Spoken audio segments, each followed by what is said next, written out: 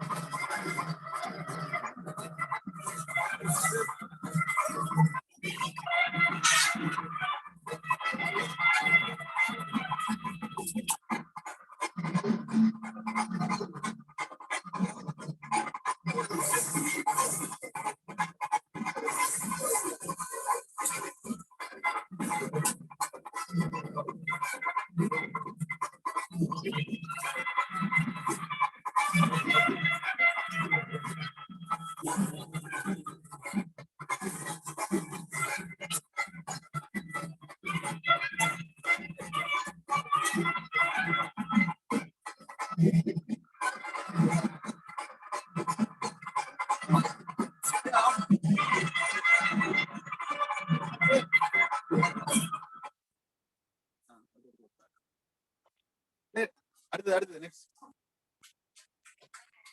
எல்லாரும் கரல் க்ளோஸ்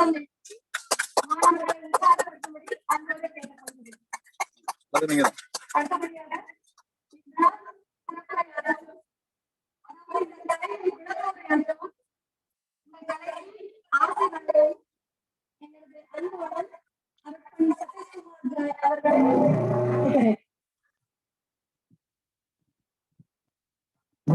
கடல் குறிஞ்சி முல்லை மருதம் நீங்களென 4 நிலம் தொல்காப்பியம் புரிந்த தொல்காப்பியம் தொழுத அதங்கோட்டு ஆசான் தமிழரம் வளர்த்த ஔவையார் என்னை அப்படின்னு ஒரு பாட்டு குமரி மாவட்டத்தை பற்றி துவங்கும். 3 கடல்களாலும் 4 நிலங்களாலும் வாழ்வின் சூட்சமங்களை எல்லாம் ஆய்ந்தறிந்த ஆசான்கள் குடிகொண்ட ஒரு நகரம் இடம்தான் இந்த குமரி. இந்த தருணத்திலே சிறப்பு விருந்தினராக வந்திருக்கக்கூடிய நம்முடைய நாகர்கோயிலுடைய துணை கண்காணிப்பாளர் ஐயா வேணுகோபால் அவர்களையும், இந்த நம்முடைய லெமோரியா தற்காப்பு பள்ளியை உலகறிய செய்கின்ற தொழில்நுட்ப உதவியை செய்து கொண்டிருக்கிற திரு கார்த்திகேயா அவர்களையும், மாணவர்களையும், இந்த தற்காப்பு பள்ளியினுடைய இயக்குநர்கள், நிறுவனர்கள் ஆகிய இருக்கக்கூடிய செல்வன், ஆனந்த் அவர்களோடு உடன் பயணிக்கிற பங்காளியாக இருக்கிற சிசிலி மற்றும் இங்கு வந்திருக்கிற அத்தனை விருந்தினர்களை நான் வாழ்த்தி வணங்கிக் கொள்ளுகிறேன்.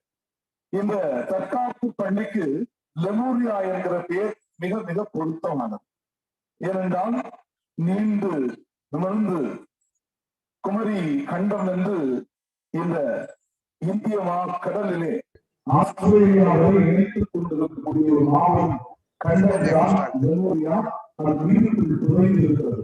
அதை பற்றி ஆராய்ச்சியர்கள் புரிந்திருந்தது இங்கிருந்துதான் உலகம் மனிதன் பயணம் பெற்ற இடம் அது இங்கிருந்து பரவிக்கொண்டு இருக்கிறான் என்கிற முன்மொழிவுகளை எல்லாம் சொல்லிக் கொண்டிருக்கிற ஒரு காலகட்டத்தில் இருக்கிறோம். அதுபோல இந்த குமரி மாவட்டத்தினுடைய குமரி கண்டத்தினுடைய எச்சமாக இருக்கக்கூடிய இந்த கிழவி சிலம்பம் வர்மம் என்ற வாழ்வினுடைய சூட்சமத்தை அறிந்து கொண்டிருக்கிற ஒரு கலை வடிவம். இந்த கலை வடிவம் உலகமெல்லாம் சென்ற ஒரு காலம் இருந்ததுதான். மீண்டும் அந்த பணியை லெமோரியா தற்காப்பு பள்ளி எடுத்துக்கொண்டு இன்றைக்கு உலகங்களும் இதை நிகழ்த்தி காட்டியிருக்கிறார்கள். உலகங்களும் இணையதள வழியாக பயிற்சி வைத்துக் கொண்டிருக்கிறார்கள். எனவே மீண்டும் எப்படி லெமோரியா ஒரு வாழ்வின் ஒரு உயிரின் தொடக்கமாக இருந்தது, அதுபோல இப்போது லெமோரியா தற்காப்பு பள்ளி இந்த கலையை உலகெல்லாம் எடுத்துச் செல்கிற மிக உன்னதமான பணியை செய்கிறது. அதனுடைய விரிவாக்கமாக இடம் மாற்றமல்ல, இருக்கிற இடத்திலிருந்து விரிவாக்கத்தை இந்த பகுதிக்கு வந்திருக்கிற இந்த நல்ல நாளிலே நல்ல நிகழ்வுக்கு சிறப்பான முறையினுடைய வாழ்த்துக்களை தெரிவித்துக் கொள்கிறேன். கண் முன்னால் இவர்கள் வளர்ந்து கொண்டே இருக்கிறார்கள். நாள் ஒரு எண்ணியும் பொழுது ஒரு வண்ணமுமாக இந்த தற்காப்பு பள்ளி அவர்களுடைய கடுமையான உழைப்பால் உயர்ந்து கொண்டிருக்கிறது. எனவே இது ஒரு நம்முடைய வாழ்வில் மறக்க இயலாத நம்முடைய தமிழ் பண்பாட்டினுடைய அடையாளம், நம்முடைய தமிழ் பண்பாட்டினுடைய அடித்தளமான கூறு. எனவே இதை நம்முடைய பிள்ளைகளுக்கு, இந்த பகுதியில் வாழ்கிற மக்களுக்கு எடுத்துச் செல்ல வேண்டிய நம்முடைய கடமை. இந்த பணியை மீண்டும் மீண்டும் மீண்டும் அவர்கள் செய்ய வேண்டும், வளர்ந்து ஓங்க வேண்டும், எல்லா நலன் பெற்று வாழ வேண்டும். இந்த பள்ளி உலகெல்லாம் எல்லா நாடுகளிலும் தங்களுடைய கிளை அலுவலகங்களை தொடங்கி சிறப்பான முறையில் இன்னும் இன்னும் அதிகமாக குமரி மாவட்டத்தினுடைய கலை வடிவமான இந்த பெருமையை எடுத்துச் செல்ல வேண்டும் என்று வளர்த்தரைகளையும் வாழ்த்தி ஆசி கூறி விடைபெற்றுக் கொள்கிறேன். நன்றி, வணக்கம். ஆசை உரைக்கூடிய அன்பு வளர்ந்துக்கு எங்கள் நெஞ்சார்ந்த நன்றி. அடுத்தபடியாக நாம் அனைவரும் எதிர்பார்த்துக் கொண்டிருந்த மைதான திறப்பு விழா. நாம் வீரமான பணியில் இருப்பதோடு மட்டுமல்லாமல் இவ்வீரமான கலைக்கு மரியாதை செலுத்தி சபையை கம்பீரப்படுத்திய ஐயா வேணுகோபால் நாகர்கோவில் துணை காவல் கண்காணிப்பாளர் அவர்களை மைதானம் திறந்து வைத்து வாழ்த்து வழங்க அன்போடு அழைக்கிறேன்.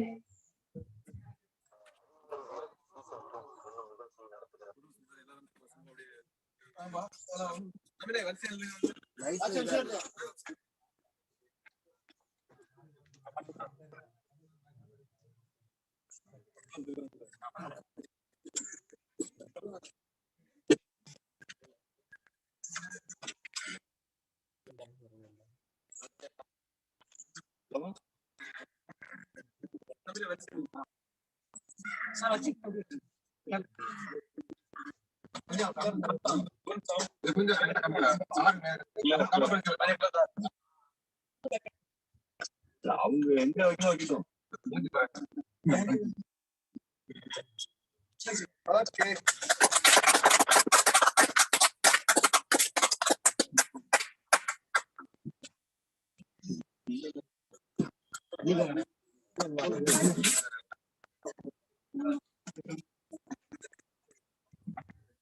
அடுத்தபடியாக வாழ்த்துறை வழங்குவார் அந்த ஐயா.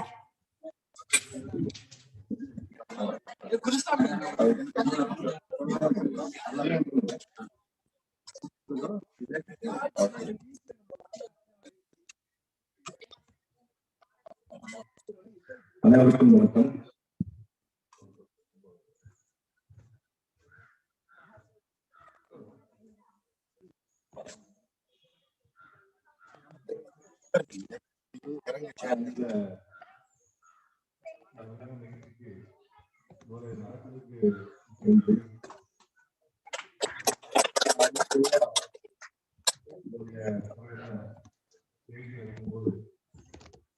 ரொம்ப யோசிச்சுதான் போவோம்.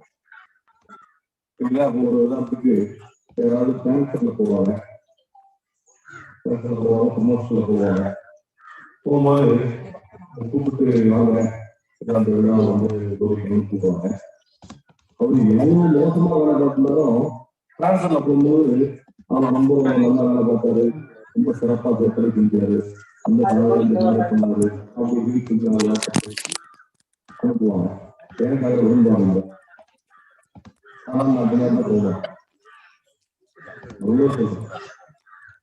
அதே போல நல்ல ஒரு பணியாளர், நல்ல ஒரு பணி செஞ்சாரு, சிறப்பான சேவை செஞ்சாரு, ஒரு ஆவாரு இல்ல கணக்கில் போறோம்னா இல்ல கூப்பிடாமல் நான் வாழ்க்கை போய் அவரை போய் வாழ்த்தி ஊக்குவிச்சுட்டு வர்றது என்னுடைய பழக்கம். இது வந்து எனக்கு சொல்லிக்கிட்ட என்னுடைய இன்னொரு சொல்லி கொடுத்தாங்க. நான் சொல்றேன். குறிப்பா எங்க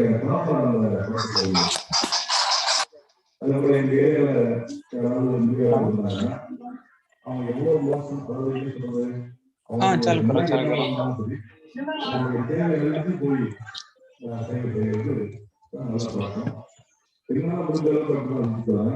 ஆனா இந்த நிகழ்ச்சிக்கு முதல் அவர் தம்பி வந்து அழைக்கும்போது கொஞ்சம் விசாரிச்சு யோசிச்சு கண்டிப்பா வர சொன்னேன். வழக்கமா எனக்கு இன்னைக்கு நான் தோன்றி தோன்றி எத்தனை மணிக்கு வரணும், வந்துடலாமா, எப்போ வரணும், என்ன செய்யணும்னு சொல்லி கேட்க. இதனுடைய முக்கியத்துவம் என்ன கேட்டீங்கன்னா, சொல்லுங்க, ஒரு ரூபாய்க்கு ஒரு ஊர்காய்க்கு 1 லட்சம் செலவு விளம்பரம் பண்ணலாம். ஒரு ரூபாய் ஷாம்பு, ஊறுகாய், சீக்காய், 2 ரூபா இருக்கும். இந்த மாதிரியான சின்ன சின்ன பொருட்கள் கூட லட்சங்கள் செலவு பண்ணி விளம்பரம் பண்றாங்க. ஏன்? அதனால மக்கள்கிட்ட போய் சேரணும், அந்த பயன் பெறணும், அவங்க பொருள் விற்பனை ஆகணும் அப்படின்ற நோக்கம் தான். ஒரு பெரிய ஐஏஎஸ் அதிகாரி அவரை பத்தி பேசும்போது சொல்லுவாங்க, அவர் விளம்பரம் கொடுக்க மாட்டார். ஒரு நேர்மையான ஒரு அதிகாரி, நியாயமான ஒரு அதிகாரி, செஞ்ச வேலையை எடுத்த வேலையை செஞ்சு முடிக்கணும், அந்த மக்களுக்கு சேவை செய்யணும், சேவை சேரணும் அப்படின்னு நினைக்கக்கூடிய ஒரு நல்ல ஒரு அதிகாரிக்கு எப்படின்னா, அதை பார்க்கும்போது அவருக்கு பத்தின வரக்கூடிய அந்த புகழ், அவர் அந்த வாழ்த்தி பேசும்போது, மக்கள் பேசும்போது வரக்கூடிய அந்த செய்தியெல்லாம் பார்க்கும்போது இளைஞர்கள், சிறுவர்கள் வந்து அதை பார்த்து ஈர்ப்பு ஏற்பட்டு நாமளும் இது போல ஒரு ஐஏஎஸ் அதிகாரியா வரணும்னு நினைக்கிறோம். அடுத்தது முக்கியமா இது போல நேர்மையான அதிகாரியா வேலை செய்யணும் அப்படின்ற ஒரு எண்ணத்தையும் அந்த இளைஞர்கள் மத்தியில வரணுன்றதுக்காக இந்த விளம்பரம் தேவைதான் அப்படின்னு நம்பக்கூடிய ஆள் தான். அது போலதான் இப்போ இந்த நிகழ்ச்சிக்கு நான் வந்ததுக்கான காரணம்.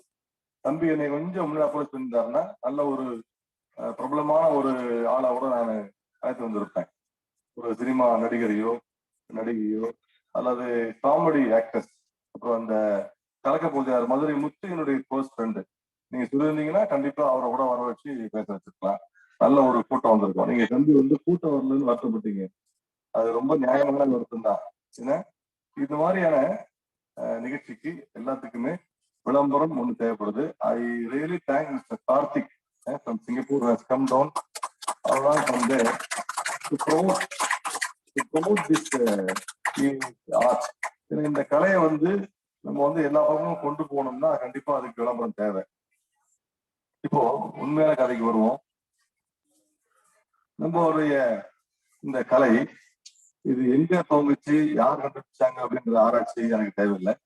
ஆனா இது போன்ற பல கலைகள் நம்ம நாட்டுல இருந்ததுக்கான ஆதாரங்கள் நிறைய இருக்கு. இப்போ நீங்க ராமாயணம், மகாபாரதம், இன்னும் பழைய கதைகளை பார்க்கும்போது இரவு நேரங்களை சண்டை போட மாட்டாங்க. அஸ்தமனம் ஆயிடுச்சுன்னா போர் நிப்பாட்டுவாங்க. தெரியுமா? கேள்விப்பட்டீங்களா? 6 மணி சூரிய அஸ்தமனம் ஆயிடுச்சுன்னா போர் அந்த இடத்துல அப்படியே என்ன பண்ணிடுவாங்க, நிறுத்திட்டு திரும்பிடுவாங்க. அவங்களுடைய கூட திரும்பிடுவாங்க. திருப்பி காலையில சூரிய உதயத்துக்கு பிறகுதான் சண்டை போடுவாங்க. அது போல நேர்ல தான் தாக்குவாங்க. வால் சண்டை, வில் சண்டை, உங்களுக்கு அந்த எல்லா சண்டையுமே எப்படி இருக்கும், நேரம் தான் தாக்குவாங்க. ஒருத்தர் சண்டை போட்டிருக்கும் போது தன்னை அறியாம திரும்பிட்டாருன்னா குத்த மாட்டாங்க. அவர் எப்ப திரும்பி தன் முகத்தை காட்டுறாரோ அப்பதான் சண்டை போடுவாங்க. அதுக்கப்புறமா என்ன ஆச்சுன்னா, இந்த பீரங்கி குண்டு தாக்குதல், அணுகுண்டு தாக்குதல், பீரங்கி தாக்குதல்னு ஒண்ணு அடுத்து அப்படியே வந்துச்சு. சினிமாக்கள்லாம் பார்த்துருப்பீங்க. இந்த மாதிரி அந்த மனிதன் மனசுல எப்படி எதிரிய தாக்கணும் அப்படிங்கிற அந்த ஆராய்ச்சியினுடைய கட்டமா அப்படியே போய் இப்போ மிசைல் ஏவுகணைகள், கண்டம் விட்டு கண்டம் தாக்குற ஏவுகணை வந்துருச்சு. இப்ப நம்ம கிட்டே இருக்கு. நம்ம இந்திய நாட்டிலேயே அது போன்ற இருக்கு. அதுலயே அணு ஆயுதங்களை ஏந்தி செல்லக்கூடிய மிசைல் இருக்கு, நம்மகிட்ட இருக்கு. இது போல என்னாச்சுன்னா, விஞ்ஞானம் வளர வளர நம்ம என்ன பண்ணிட்டோம், நம்மளுடைய பழைய பாரம்பரியம், முக்கியமா நம்மளுடைய கலை அப்படியே கொஞ்சம் கொஞ்சமா போச்சுன்னா நம்ம இப்ப மொழியும் மறந்துடுறாங்க. நான் என்னுடைய பள்ளி படிவத்துல காலேஜ் வரைக்கும் என்னுடைய லாங்குவேஜ் ஹிந்தி தான். அப்பா ராணுவத்தில் இருந்ததால வட மாநிலங்களில் போய் படிக்க வேண்டிய சூழ்நிலை வரும்போது ஹிந்தி தேவைப்படுமே அப்படின்னு என்னுடைய ஆங்கில வழி, இங்கிலீஷ் மீடியம், ஹிந்தி லாங்குவேஜ். ஆனா நான் இந்த காவல்துறைக்கு 96ல வந்தபோது எங்களுடைய ஆவணங்கள் எல்லாமே தமிழ் தான் இருக்கும். நிலைய பொதுநல குறிப்புல இருந்து வழக்கினர் குறிப்பு வரைக்கும் எல்லாமே தமிழ்ல ஆகும். எனக்கு தமிழே தெரியாது. நான் உண்மையிலே சொல்றேன், என்னுடைய சர்டிபிகேட்ஸ் நீங்க கேட்டு பார்த்தா தெரியும். எனக்கு எந்த லாங்குவேஜ், தமிழ் லாங்குவேஜ் எனக்கு கிடையாது, தமிழே தெரியாது. சூசைன்னு ஒரு எக்ஸ்பர்ட்ஸ் இருக்கு, அவர்தான் தமிழ் சொல்லி கொடுத்தாரு. ஐயா தினத்தந்தி பேப்பர் படிங்க பாருங்க, ஒரு அளவுக்கு. அப்புறம் கொஞ்சம் அம்மா அப்பாவோட கொஞ்சம் கேட்டு அப்படியே கேட்டு படிப்பு. என்னுடைய தமிழ் நான் எழுதக்கூடிய அறிக்கைகளை என்னுடைய உதவிகளை பார்த்து, நல்ல உங்களுடைய எழுத்துக்கள்ல ஆழம் இருக்கு, நல்ல கௌரவமா எழுதுறீங்க, தேவைப்பட்டா சுருக்கமாக எழுதுறீங்க, தமிழ் தம்பிக்கு தமிழ்ல ரொம்ப ஆழம் இருக்கு போல அப்படின்னாங்க. வேற வழி இல்லாட்டி வேலை போயிடும். தமிழ் என்ன பண்ணுவாங்க, சுற்றுவாங்க மேலதிகாரிங்க. சோ ஒரு தேவை, மனிதன் என்னுடைய தேவை தமிழ் மொழியை நான் கத்தாவுன்ற ஒரு கட்டாயத்தில் வரும்போது நான் அந்த மொழியை பழகி, அதுவும் மதுரையில தமிழ்ல யாரும் தமிழ் சொல்ல மாட்டாங்க. தமிழ் என்ன, தமிழ் செல்வம் வந்தாரு, தமிழ் செல்வம் வந்தாரு, தமிழ் செல்வம் வந்தாருன்னு சொல்ல மாட்டாங்க, தமிழ் செல்வம் வந்தாரு சொல்லுவாங்க. சோ நம்ம என்ன பண்ணா காலப்போக்கில் அப்படியே கொஞ்சம் கொஞ்சமா இந்த மொழியும் நம்ம மறந்து போகக்கூடிய சூழல் வந்துட்டோம். சமீபத்துல ராஜராஜ சோழனை பத்தி ஒருத்தர் பேசிட்டு இருந்தாங்க. அவர் என்ன சொல்றாரு, அந்த கடல் வழியா போய் சண்டை போடக்கூடிய அந்த கடற்படையே ராஜராஜ சோழன் வச்சிருந்தாரு, அதுக்கான ஆதாரம்லாம் இருக்கு. கடல் வழி வாழ்வு செஞ்சாரு அப்படின்னு சொல்றாங்க. அப்புறம் எப்படி ஆங்கிலேயர் நம்மளை பிடிச்சாங்க? ஆங்கிலேயர் கடல் வழியா வாணிபம் செய்யத்தான், தொழில் செய்யதான் இங்க வந்தாங்க. இந்தியாவுக்கு கிழக்கிந்திய கம்பெனி ஆரம்பிச்சாங்க. அப்புறம் என்ன செஞ்சுட்டாங்க, அவங்களுக்கு அந்த தொழிலை விஸ்தரிப்பு செய்யறதுக்காக கொஞ்சம் அவங்களுக்கு இடம் தேவைப்பட்டுச்சு. திட்டங்கள் வாங்கினாங்க, வளாகங்களை வாங்கினாங்க. அப்புறம் அப்படின்னு கொஞ்சம் நாட்டையே பிடிச்சாங்க. என்னன்னா, எப்போ நம்ம மனுஷன் அந்த ஒரு நேர்மை தன்மையை மறந்து குறுக்கு வழியில போறது, சுயநலத்தோட வாழக்கூடிய அந்த ஒரு சூழல், அதாவது பொது நலத்தை மறந்து பொதுமக்களுக்காக நம்ம வாழக்கூடிய இந்த சமுதாயத்துக்காகவும் நம்ம கொஞ்சம் வேலை செய்யணும் அப்படிங்கிறத மறந்து தனக்கு தன் குடும்பம் தான் அப்படின்ற அந்த ஒரு சூழலுக்குள்ள போகும்போது அதுதான் வெள்ளக்காரனுடைய ஆதிக்கம், ஆட்சி, அவங்க கைப்பற்றின விதம் எல்லாம் சரித்திரம் இருக்கு. நான் அதை புதுசா யாருக்கும் சொல்லி சொல்ல வேண்டிய அவசியம் இல்லை, அதுக்கான வேலையும் இல்லை இது. அது போல நாம நம்ம நாட்டை ஒரு விதத்துல அது நல்லதாகவும் இருக்கும். பல நாடுகளா பிரிஞ்சிருந்தது அவங்களுடைய exit, after their exit we have come as a united country. ஒரு நல்ல ஒரு நாடா உருவானதுக்கு அதுக்காக நம்ம ஒரு விதத்துல நன்றியாகவும் நம்ம சொல்லிக்கணும் நம்ம. அதனால மக்கள் கிட்ட வந்து இந்த மாதிரியோட கலைகளை வந்து வளர்க்க வேண்டியது அவசியம். இந்த கலை உடல் ஆரோக்கியம், மனசை ஒருங்கிணைச்சு இந்த பண்ணீங்கன்னா சாவா வாழ்வான்ற ஒரு கலை. கொஞ்சம் மற்ற விளையாட்டு போட்டிகள் எல்லாம் பாத்தீங்கன்னா ஒரு டென்னிஸ் ஆடுவாரு, அவர் அங்க வந்து அடிப்பாரு, இவங்க அடிப்பாரு. ஒரு கிரிக்கெட்டு அது இப்பெல்லாம் கார்டு வந்துருச்சு, கார்டு பேட்லாம் வச்சுக்கலாம், இன்னும் சேஃபா ஆடலாம். பட் இது போன்ற கலைகள்லாம் அதாவது வீர விளையாட்டுகள் நம்ம சொல்றோம் இல்லையா? ஸோ கர்மம் தப்புனா மரணம் அப்படிங்கிற மாதிரி கவனமா இல்லாட்டி இன்னாயிரும் சேதாரம் வரும். அப்போ கான்சன்ட்ரேஷன், நம்மளுடைய மனசை ஒருமைப்படுத்தி தான் இந்த பயிற்சி இருக்கணும். அதனால நல்ல ஒரு கலை. இதை வந்து உலகம் பூரா கொண்டு போய் சேர்க்கறதுக்கு அதுக்கும் தனியா உங்களுக்கு ஒரு பாராட்டுகள். இதை வந்து நீங்க வந்து ஃபீஸை ஒரு பெருசா இருக்காம இதை வந்து நீங்க ஒரு சர்வீஸா பண்ணணும். அப்போ சார் நான் எப்படி சார் போய் என் குடும்பம் பிழைக்கிறது அப்படின்னு நீங்க கேட்கலாம். அதுக்குதான் இந்த விளம்பரம் இருக்கணும். ரெண்டாவது இதோட இம்பார்ட்டன்ஸை நீங்க சொல்லணும். இந்த கலையை பழகிறதுனால வரக்கூடிய நன்மை தீமை என்ன?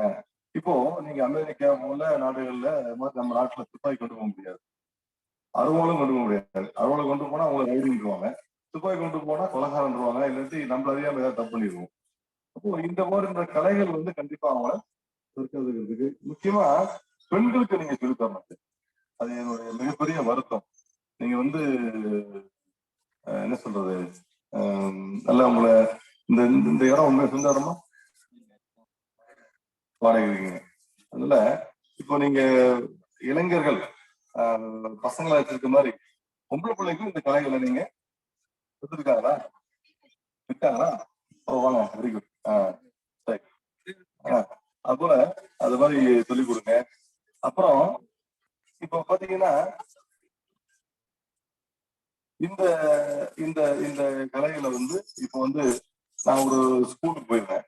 அங்க போனா அந்த வேற இந்த ஜூடோ, கராத்தே, அந்த மாதிரி மார்ஷல் ஆர்ட்ஸ் போர்டெல்லாம் போட்டு இதெல்லாம் இங்க சொல்லித்தரப்படும் அப்படின்னு சொல்லி சொன்னாங்க.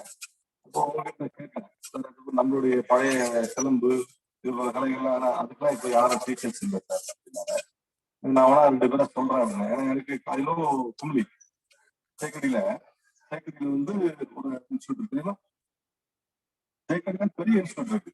அங்க டெய்லி ஷோ நடத்துவாங்க. அவங்க இது போன்ற கலரி எல்லாத்துக்கும் வந்து அங்க வந்து நீங்க வந்து தேக்கடியில ஒரு பெரிய ஹால் இருக்குது, டெய்லி ஷோ நடத்துவாங்க. அவங்க நல்ல ஒரு டீம் வச்சுப்பாங்க. எனக்கு அவங்க நம்பர்லாம் இருக்கு.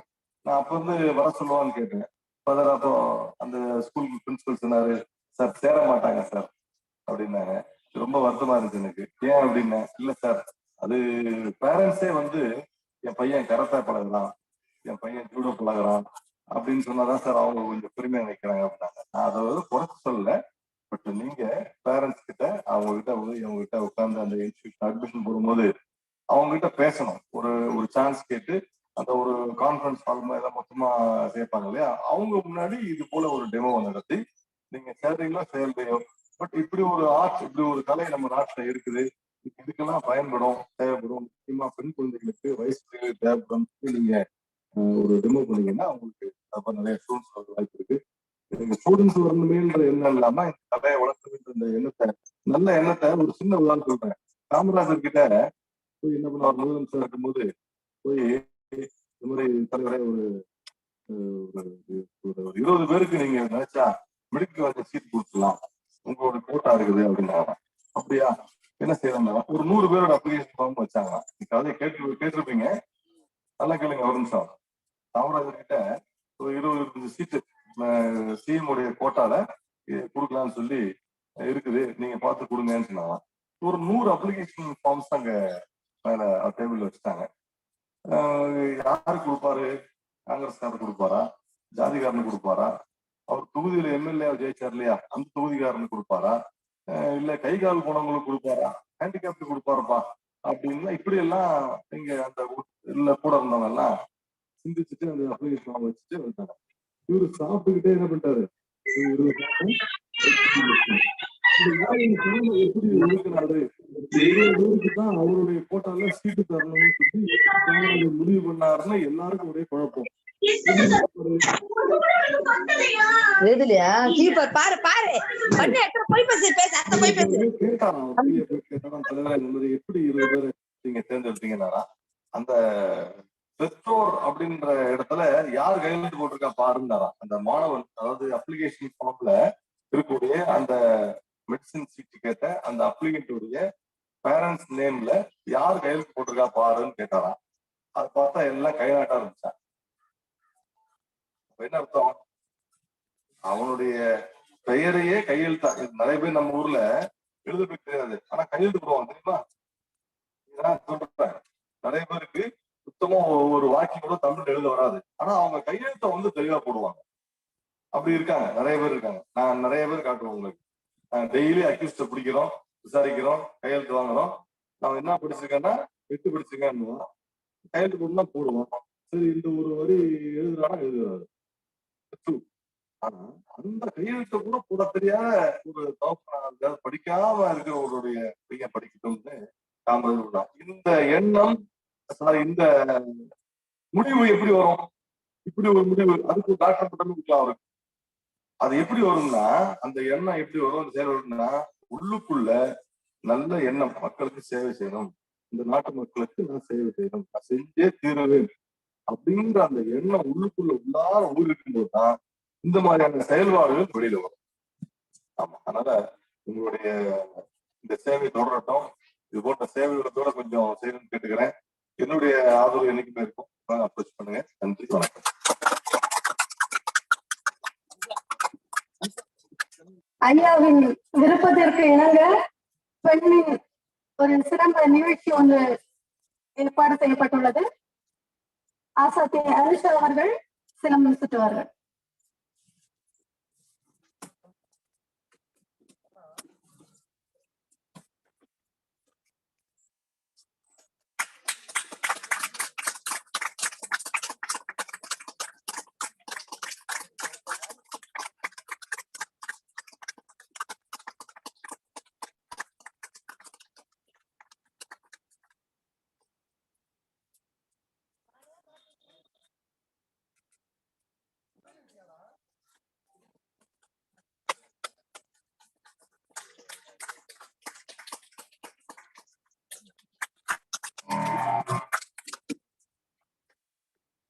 ஆசாத்தி அனுஷா அவர்களுக்கு அடுத்ததாக இவ்விழாவின் நாயகர்கள் மற்றும் கலைஞர்களாய் திகழும் நம் சகோதரர்களுக்கு நிறைவு பரிசு வழங்கி கௌரவிக்க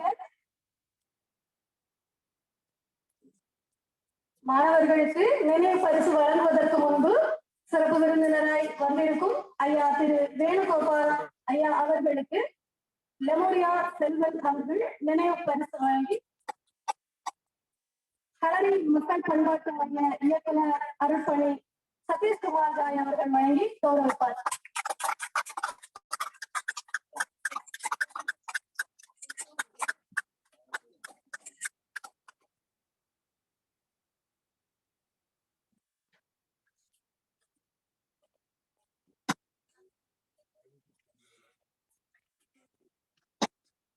அடுத்தபடியாக இந்த கலை பயணத்தில் எங்களோடு உதவியாக ஆக்கப்பூர்வமாக எங்களுக்கு வழிகாட்டியாக இருக்கும் அன்பு அருள்பணி சதீஷ்குமார் ஜாய் அவர்களுக்கு டிஎஸ்பி திரு வேணுகோபால் ஐயா நினைவு பரிசு வழங்கி கௌரவிப்பார்.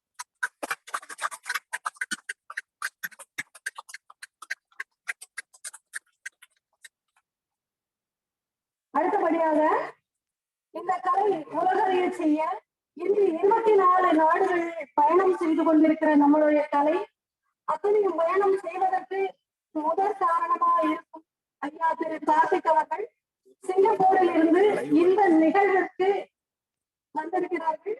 அவர்களை கௌரவிக்கும் வண்ணம் இந்த நினைவு பரிசை டிஎஸ்பி ஐயா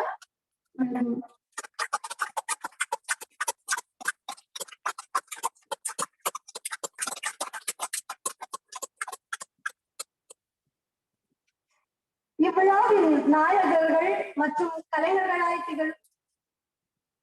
அதுக்கு முன்னாடி ஐயா வந்து ஒரு சின்ன சிற்றுரை ஆட்டுவாங்க. அந்த ஆப் வந்து உங்களை பத்தியும் ஒரு சின்ன ஒரு. அனைவருக்கும் வணக்கம். இந்த சிறப்பு விருந்தினர்களாக வந்திருக்கும் அனைவருக்கும் இந்த நிகழ்ச்சி ஒரு கனவாகவே இவங்க வந்து என்னை வந்து ஒரு நண்பர் மூலியமா அணுகினாங்க. அப்போ வந்து நம்ம குறுகிய வட்டத்துக்கும் இந்தியாவுக்குள்ள ஒத்துழைப்பு பயணித்துக் கொண்டிருக்கோம். இந்த நிகழ்ச்சியை வந்து உலகிலேயே செய்யறதுக்கு என்னென்ன முயற்சி உதவி நான் செஞ்சிருக்கேன். அதுக்காக பெருமைப்படுறேன், நன்றியும் தெரிவிச்சுக்கிறேன். இது இன்னைக்கு வந்து நம்ம ரொம்ப இலகுவா இந்த கலையை வந்து ஆன்லைன்ல கத்துக்கிறதுக்கும் வெப்சைட்டும் அப்புறம் மொபைல் ஆப்பும் நம்ம பண்ணியிருக்கோம். அதை இன்னைக்கு வந்து லான்ச் பண்ண போறோம். நீங்களே லான்ச் பண்ண மாதிரி கேட்டுக்கிறேன்.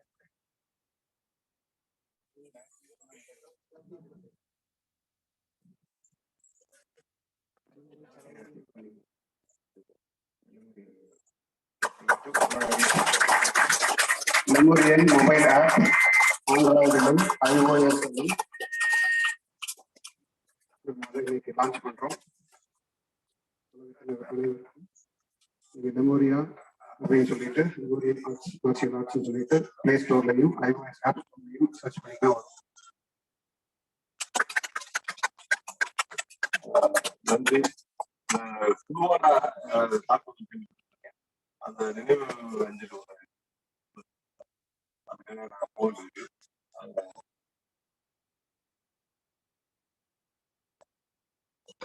சரி போங்க.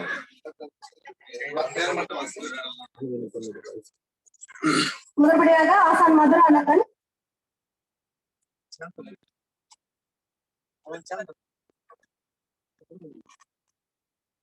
அடுத்தபடியாக மணி ஆசான்,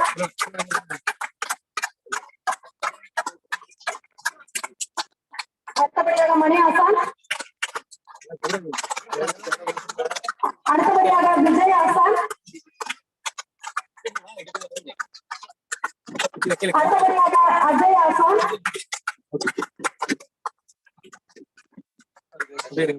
அடுத்தபடியாக ஹரி ஆசான், அடுத்தபடியாக கிருஷ்ணா ஆசான், அடுத்தபடியாக விக்னேஷ், அடுத்தபடியாக ஆகாஷ்,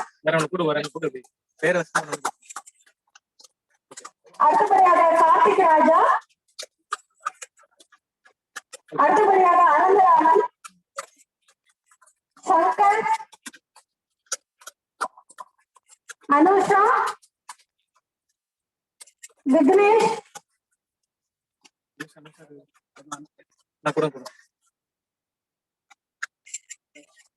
அடுத்ததாக ராமகிருஷ்ணன்,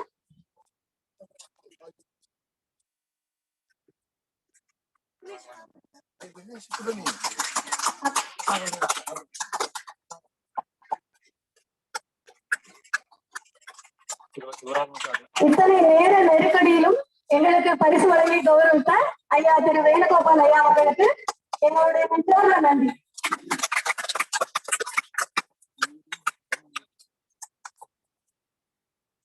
அடுத்ததாக எவராலையும் உற்சாகப்படுத்த நமது மாணவர்களின் சாகச நிகழ்ச்சி.